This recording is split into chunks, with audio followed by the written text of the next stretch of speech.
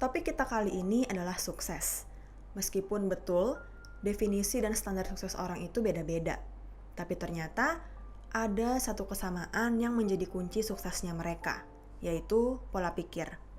Ini bukan ngada-ngada teman-teman, tapi emang udah ada penelitiannya yang dilakukan oleh seorang profesor psikolog asal Amerika. Mungkin juga ada beberapa teman-teman yang udah gak asing nih sama yang namanya fixed mindset dan growth mindset, pola pikir tetap dan pola pikir berkembang. Secara sederhana, orang dengan pola pikir tetap menganggap bahwa kecerdasan, kemampuan, atau keahlian seseorang adalah bawaan lahir. Kalau ada yang jago matematika, ya emang karena dia lahir dengan kemampuan matematika. Sebaliknya, kalau ada orang yang nggak jago matematika, ya emang karena dia nggak lahir dengan kemampuan matematika. Nggak usah coba-coba, nggak usah macem-macem, karena semuanya percuma. Dan pada saat mengerjakan sesuatu, orang dengan pola pikir tetap atau fixed mindset cenderung lebih fokus ke hasil ketimbang proses.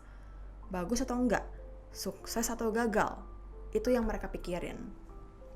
Sebaliknya, orang dengan pola pikir berkembang atau growth mindset menganggap bahwa yang namanya kemampuan dan keahlian itu bisa dilatih.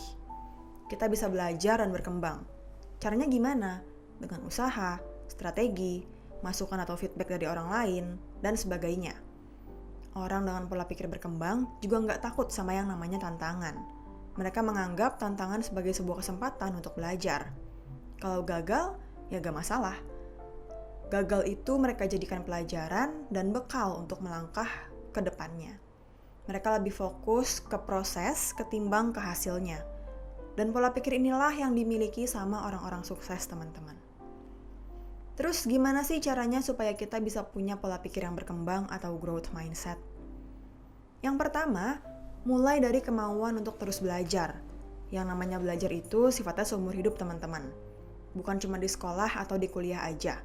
Nggak ada yang namanya terlambat atau ketuaan untuk belajar sesuatu yang baru. Yang kedua, jangan takut gagal. Seperti yang udah-udah, gagal itu bukan akhir dari dunia. Meskipun gagal, pasti selalu ada hal baru yang kita bisa jadiin pelajaran untuk kedepannya. Yang ketiga, jangan takut sama kritik. Meskipun kadang susah, tapi jangan anggap kritik sebagai serangan pribadi. Kritik yang membangun sangat diperlukan untuk perkembangan kita ke depannya.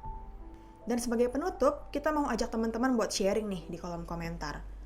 Kalau ada yang pernah belajar dari kegagalan atau punya cerita yang nggak terlupakan tentang dikritik orang lain, yuk sharing. Siapa tahu kan dari sana akan ada orang yang terinspirasi dan termotivasi. Segitu aja pembahasan kali ini. Terima kasih teman-teman udah nonton. Jangan lupa like, share, dan subscribe supaya nggak ketinggalan video baru dari kita.